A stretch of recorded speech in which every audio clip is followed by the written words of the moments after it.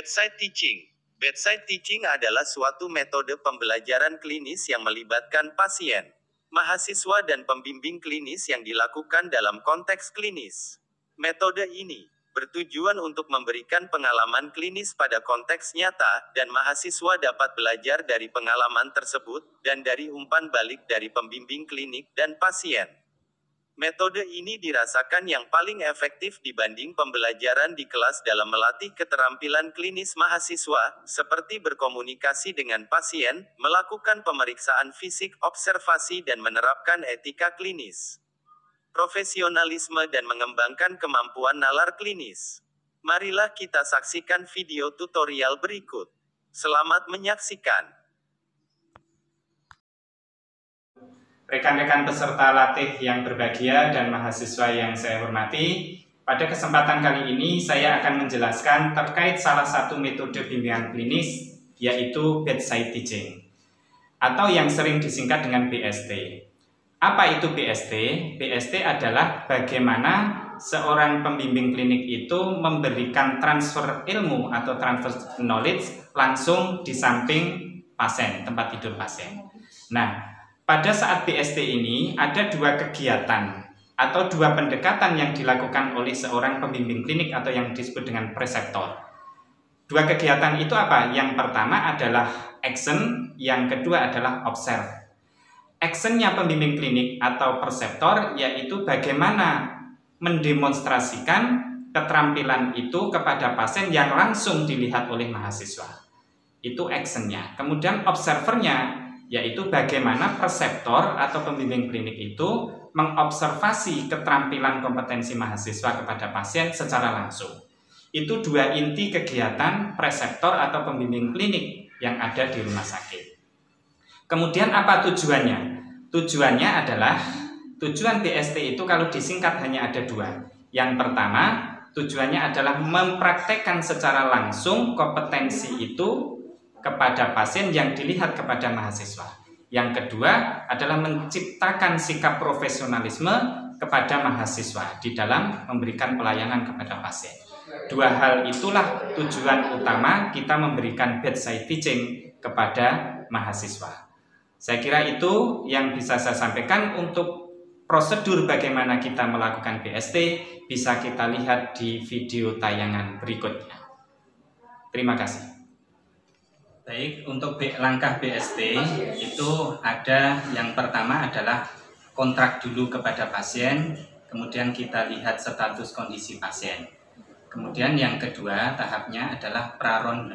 Praronde nanti kegiatannya adalah melihat bagaimana kesiapan pengetahuan mahasiswa terkait dengan kognitifnya, kemudian afektifnya dan psikomotornya. Itu yang nanti tahap praronde. Kemudian di tahap ronde nanti kita langsung ke pasien. Di sana kita akan mendemonstrasikan salah satu prosedur keperawatan, yaitu memeriksa kekuatan otot di ekstremitas atas, karena pasien ini adalah terdiagnosis stroke non hemoragik, kemudian ada hemiparesis di ekstremitas atas. Setelah tahap ronde nanti ada tahap post ronde. Tahap post ronde adalah tahap setelah selesai dari pasien untuk melihat kemampuan mahasiswa, mengevaluasi, melakukan debriefing dan untuk melakukan refleksi mahasiswa. Baik, kita masuk ke tahap yang pertama adalah kita kontrak dengan pasien.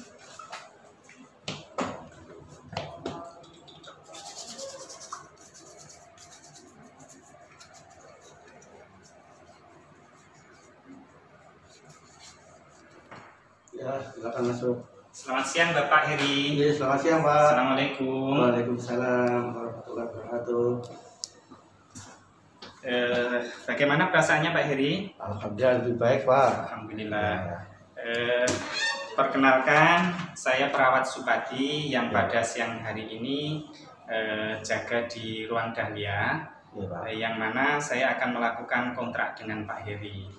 Perkenankan Pak Heri, sesuai dengan kondisi Bapak, bahwa Bapak ini ada kelemahan di tangan bagian atas. Untuk itu besok kita akan melakukan pemeriksaan kekuatan otot yang ada di tangan sebelah atas. Iya. Ya, Ya. kira-kira kalau besok Bapak bisa meluangkan waktu pada pagi hari, siang hari, atau sore hari, Pak Heri? Pagi hari, Pak. Pagi hari aja ya. Iya. Jam berapa, Pak? Insya Allah jam 8, Pak. Oke, jam 8. Nah, kami mohon izin juga besok pada saat kami melakukan pemeriksaan ini akan didampingi oleh mahasiswa-mahasiswa kami supaya nanti bisa melihat bagaimana saya melakukan pemeriksaan dan bisa mendemonstrasikan ulang atau memeriksa ulang yang ada di kondisi kelemahan otot-otot di tangan bagian atas, Pak Heri. Apakah diperkenankan kalau mahasiswa kami besok untuk melakukan pemeriksaan, Pak? Ya, boleh, Pak. Oke, terima kasih. Saya kira cukup itu, Pak. Mudah-mudahan besok kita bisa melaksanakan kontrak itu dan Pak Heri segera diberikan kesembuhan. Terima kasih ya, Pak Heri. Iya, Saya kembalikan. Sama-sama, Pak. Selamat siang. Iya. Assalamualaikum. Waalaikumsalam. Silahkan Mbak Siti. Ya, Mbak Dia. Waalaikumsalam. Silahkan duduk. Terima kasih Pak. Terima kasih. Matur nuwun Pak. Bagaimana keadaan mahasiswa di pagi hari ini? Alhamdulillah. Oke. Sehat Pak. Oke, sesuai dengan kontrak kita kemarin ya, pada pagi hari ini kita bertemu untuk mempersiapkan pembelajaran dengan pendekatan metode bedside teaching ya. Nah, topik yang sudah kita sepakati kemarin adalah bagaimana mengukur kekuatan otot pasien, dan kebetulan ini ada pasien ya, Tuan Heri usia 48 tahun, terdiagnosis stroke non hemoragik. Nah, pemeriksaan awal itu ada hemiparesis di bagian ekstremitas atas ya. Nah, ini tujuan saya melakukan pembelajaran ini supaya Anda punya pengalaman langsung ya, pengalaman langsung melihat bagaimana cara memeriksa dan cara berkomunikasi langsung dengan pasien ya. Jadi berbeda pada saat Anda mendapatkan pelajaran di laboratorium. Nah, sebelum nanti Anda ke pasien, tentunya saya harus meyakinkan Mbak Dia, ya, Mbak Siti, kemudian Mbak Ulfa siap terkait dengan pengetahuannya, ya, kemudian psikomotornya. Boleh sebelum nanti kita ke sana saya menanyakan beberapa hal terkait dengan kesiapan mengukur uji kekuatan otot ya. Ya, Ya, oke. Pak. Mbak Ulfa, Bisa. skala untuk mengukur kekuatan otot itu dimulai dari angka berapa sampai angka berapa, Mbak? 0 sampai 5, Pak. Oke, bagus ya. Jadi 0 sampai 5. Nah, bisa enggak dijelaskan kepada saya selaku perseptor atau pembimbing skala 0 itu apa maknanya, skala 1 itu maknanya seperti apa? Skala 0 itu lumpuh total atau tidak ada kontraksi. Kemudian skala 1 tidak ada gerakan tapi teraba atau terlihat ada kontraksi otot. Ya. Seperti itu, Pak. Bagus ya.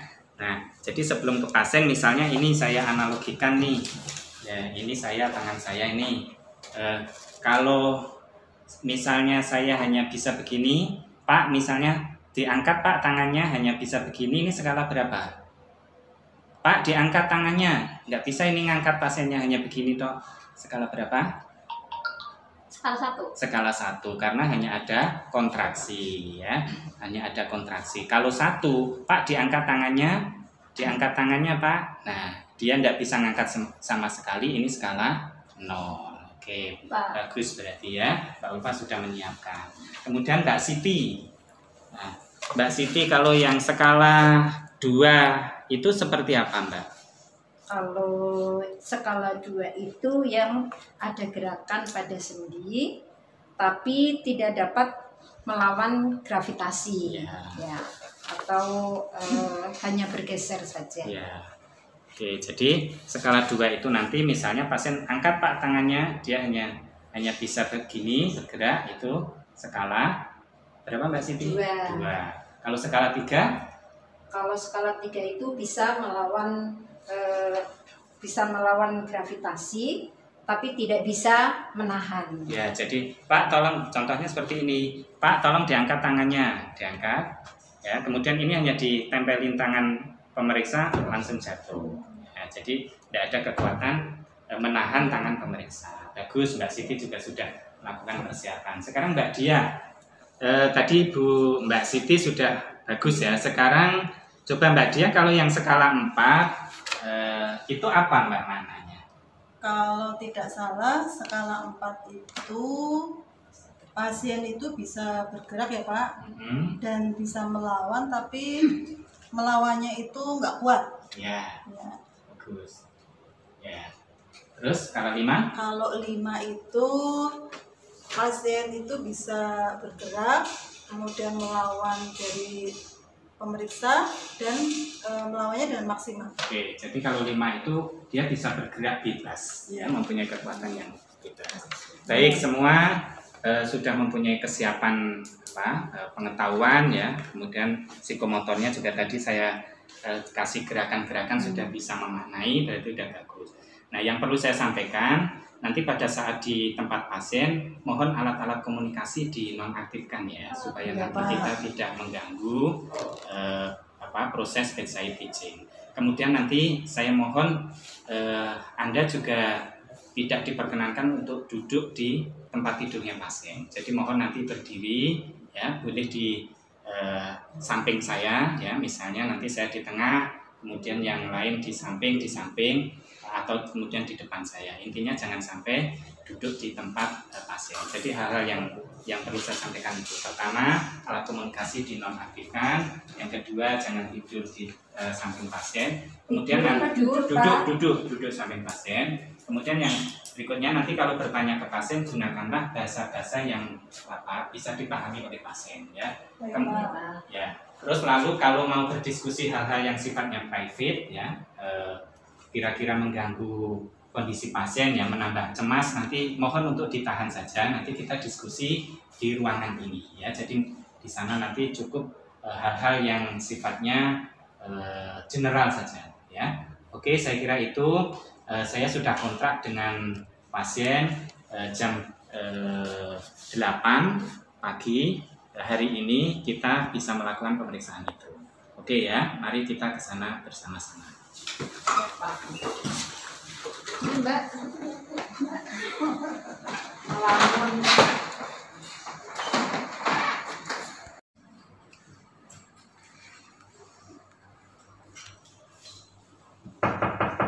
Ya, masuk.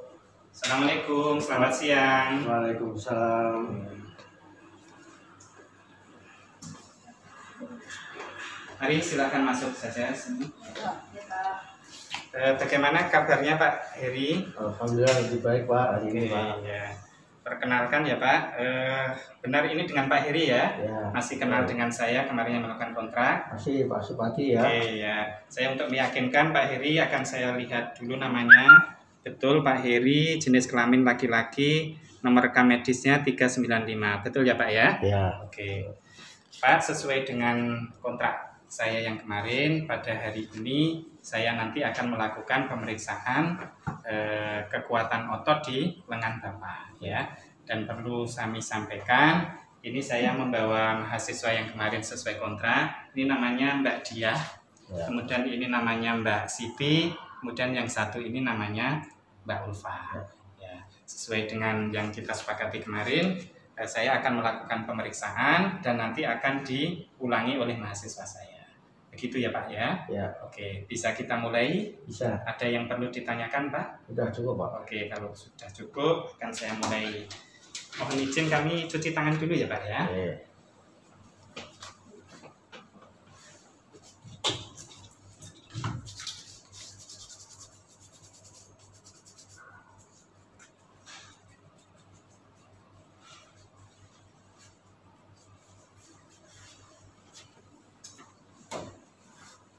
Oke Pak Heri, bahwa di tangan kanan ini dan tangan yang sebelah kiri terasa lemas ya Pak ya? Ya. Coba Pak, kalau saya periksa tolong diangkat Pak. Tolong diangkat. Oke, sekali lagi Pak, tolong diangkat lagi. Oke, ya, oke cukup. Coba Bapak ini angkat sekuatnya Pak. Angkat. Oke. Coba kami cek ininya. Sikunya. Oke.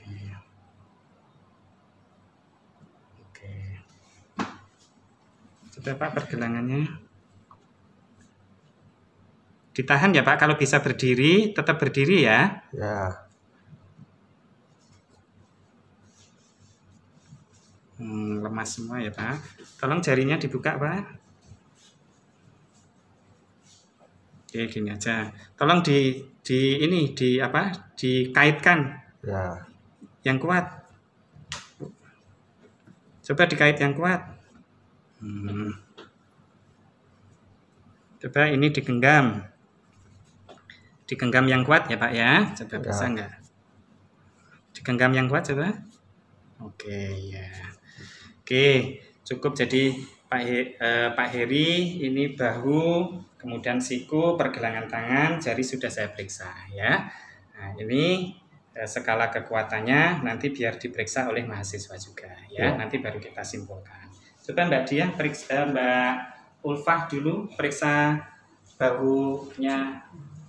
Oh, Mbak Siti dulu coba diperiksa bahu, kekuatan bahu pasiennya. Oke. Cuci tangan ya Pak sebelumnya ya.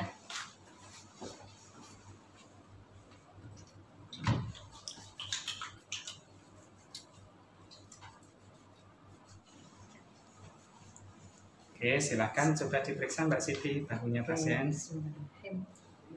Assalamualaikum Pak Heri. Waalaikumsalam. Dan Pak Heri, saya mahasiswa Siti Mulida. Iya, Mbak. Ya, Pak.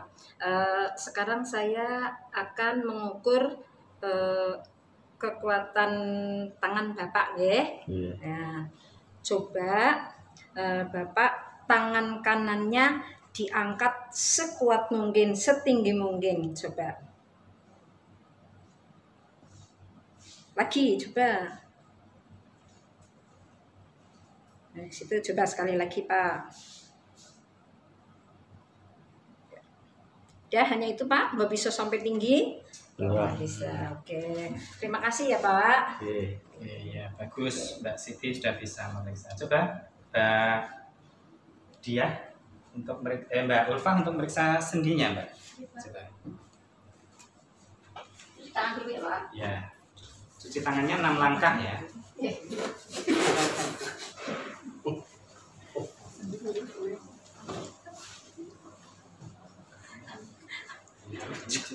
Kalau dia nanti langsung jatuhin. Ya, coba sikunya diperiksa skalanya. Mohon maaf nih Pak, saya coba untuk membantu Bapak untuk meriksa kekuatan. Sakit ya Pak? Oke. Nih, pelan-pelan ya Pak. Masih sakit Pak? Ya, sedikit. Ya, ulangi lagi ya Pak, pelan-pelan ya. Gimana Pak rasanya? Ya, sakit lah. Terima kasih ya Pak ya. Mudah-mudahan cepat sembuh ya Pak. Ya, amin. Terima kasih. Silakan Mbak Diah meriksa sendi pergelangan tangan sama Saya jari-jari. cuci tangan dulu ya Pak. Ya.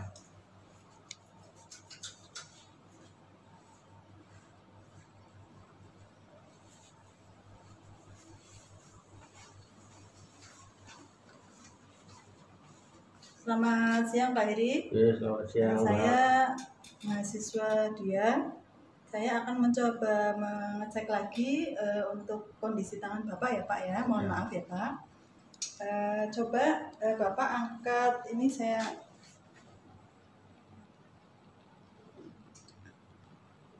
Coba nanti kalau ini dibiarkan Bapak tahan, bisa atau tidak? Coba sekali lagi Pak. Coba ditahan ya Pak, kalau Bapak bisa ya. Oke. Terima kasih ya Pak ya. Ya. Baik Pak Heri, terima kasih ya. Saya sudah melakukan pemeriksaan. Jadi skalanya ini skala 3. Jadi Pak Heri bisa mengangkat tangannya, tetapi dalam kondisi pada saat tangan pemeriksa itu memberikan tahanan maka akan jatuh. Ya. Jadi ini masih ada kelemahan otot. Nanti akan kita laporkan ke dokter. Ya, mudah-mudahan nanti akan ada tindakan untuk kelemahan otot ini. Mungkin akan ada fisioterapi atau akan ada diatermi dan yang lain-lain. Oke, sebelum kami akhiri ada yang perlu ditanyakan Pak Heri? Sudah cukup, Pak. Oke, kalau sudah cukup, nanti kami akan datang sekitar 1 jam lagi untuk memeriksa kondisi Bapak ya, dan memberikan obat-obat yang memang sudah diadviskan oleh dokter pada Bapak. Terima kasih Pak Heri ya, atas kerjasamanya. Mudah-mudahan bisa cepat sembuh. Amin. Selamat siang, matur nuwun. Bisa kembalikan lagi. Terima kasih, Pak. Assalamualaikum Pak. Iya, waalaikumsalam. Terima kasih Pak Heri. Iya, sama-sama. Cepat sehat ya. Sama-sama, Mbak. Iya, makasih, Mbak.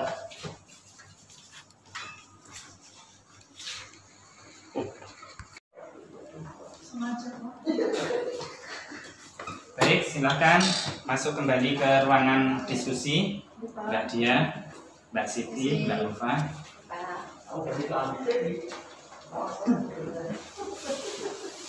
Baik, tadi sudah kita ke pasien langsung ya.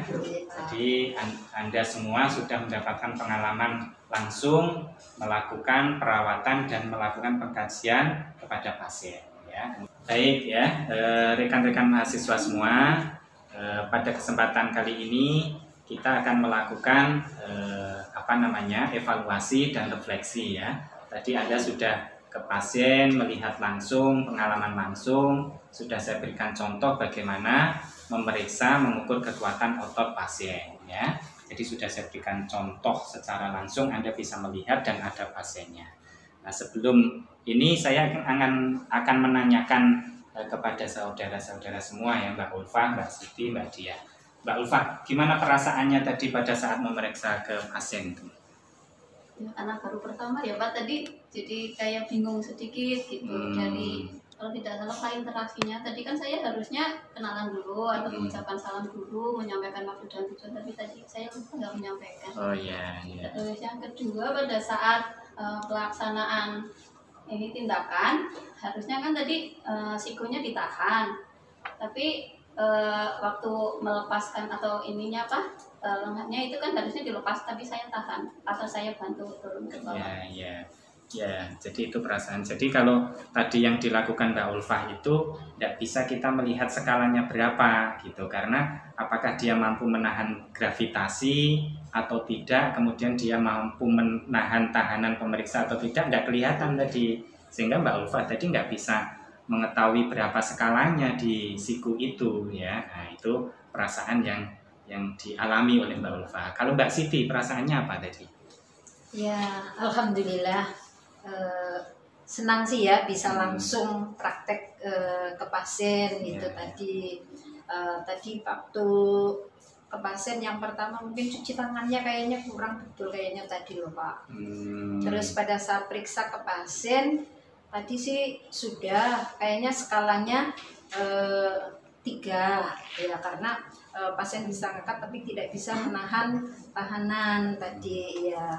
Terus terminasinya tadi yang hanya terima kasih saja Pak, lupa tadi ya kontrak selanjutnya. Ya, jadi udah bagus ya. Jadi Mbak Mulidah bisa mengukur kekurangan dan kelebihannya yang tadi pada saat ke pasien ya. Tapi rasanya deg-degan nggak tadi? Kok kelihatannya kayak deg-degan sekali Pak ya, karena baru sih pertama. Oke. Kalau Mbak Dia rasanya bagaimana Mbak? Ini kan tadi ketika berlatih untuk mengukur kekuatan otot dengan dijelaskan dulu sama pembimbing, itu kayaknya jadi lebih jelas Pak. Itu walaupun tadi kayaknya waktu awal-awal juga agak kebingungan, tapi dengan mengingat karena tadi sudah dicontohkan kayaknya lebih pede ya ketemu dengan pasien karena sudah dicontohkan langsung oleh pembimbing. Jadi Anda sudah mempunyai perasaan yang masing-masing ya. Oke, sekarang saya memberikan masukan ya. Jadi masukannya untuk perbaikan Anda semua. 1, tadi catatan saya, cuci tangannya seharusnya 6 langkah ya. Jadi 6 langkah mohon untuk diperhatikan. Kemudian tadi prosedurnya untuk Mbak Ulfa sudah dipahami ya. Tadi ada kesalahan-kesalahan untuk tidak diulang. Kemudian Mbak Diah tadi seharusnya memeriksa di pergelangan tangan itu jari-jarinya juga harus diperiksa ya. Tadi kelihatan sekaligus. lupa. Jari-jari juga ya, Pak, ya? Jari-jari sekaligus harus diperiksa. Oke, berdasarkan temuan saudara tadi, kira-kira makna data yang didapatkan tadi terkait dengan diagnosis keperawatan Anda apa maknanya kira-kira, Mbak Ulfa? Ya, dengan data itu, diagnosis temuan data itu, kalau dikaitkan dengan diagnosis yang Anda buat ini, apa kira-kira? Hambatan mobilisasi. Ya, hambatan mobilisasi ya. Jadi hambatan mobilisasi itu salah satu data objektif yang bisa mendukung diagnosis Anda. Oke, jadi ini sudah baik ya. Jadi untuk rangkaian berikutnya supaya Anda memperdalam dari kasus ini, nanti akan saya berikan case skenario ya, skenario kasus. Nanti Anda buat dari pengkajian, pemeriksaan fisiknya sampai diagnosisnya, sampai nanti prosedur-prosedurnya. Oke ya, itu untuk rangkaian kegiatan berikutnya ya. Nanti supaya kita ada kontrak kegiatan ini secara jelas untuk memperdalam dari pengetahuan yang pada hari ini sudah kita laksanakan. Baik, ada yang ditanyakan? Itu untuk hari Senin ya Pak? Ya, untuk hari Senin ya. Jadi untuk hari Senin kita nanti case skenario-nya akan saya bagikan ke saudara semua ya. Case skenario nanti akan saya ambilkan real dari pasien ya, supaya Anda pelajari. Baik. Berarti pagi-pagi ya Pak? Pagi ya, nanti ketemu lagi ya. Terima kasih Pak. Ya. Terima kasih Pak. Ya, oke. Mbak Siti ada yang ditanyakan? Sudah cukup. Oke, terima kasih ya. Anda semua cukup bagus, cukup kooperatif, cukup mempunyai ide-ide pengetahuan yang baik. Mudah-mudahan pertemuan hari ini bisa memberikan pendalaman dan penguatan sikap profesionalisme saudara semua. Baik, terima kasih. Mohon maaf bila ada kesalahan. Silakan Anda bisa ke ruangan masing-masing dan saya akan melakukan aktivitas yang baik. Terima kasih. Assalamualaikum warahmatullahi wabarakatuh. Waalaikumsalam warahmatullahi Ya, wabarakatuh. selamat. Terima kasih Pak. Assalamualaikum. Assalamualaikum. Ini lupa saya ditandakan ini dulu bukunya ya. Iya Pak. Ya, Anda kok juga nggak mengingatkan ya? Ditinggal atau ditunggu Pak? Ya ditinggal ya, enggak kamu tunggu aja. Oh ditunggu. Ya. Mantap. Terima kasih. Oke, cukup. Terima kasih ya. Ya, ini.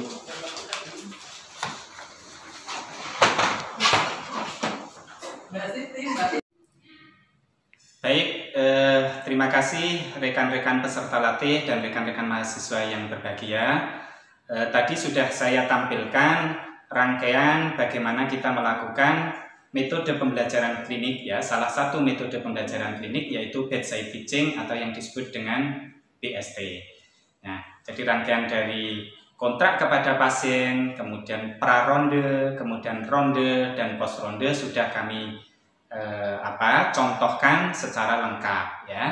Kemudian tugas saudara-saudara semua, rekan-rekan peserta latih adalah melakukan hal yang sama pada saat melakukan bimbingan metode BST. Jadi nanti silahkan Anda setting tempat tidurnya, Anda setting pasiennya, Anda setting mahasiswanya, Anda setting perseptornya atau pembimbing klinik, kemudian melakukan bimbingan dengan metode BST dan dilakukan video, kemudian dikirimkan kepada panitia pelatihan ini.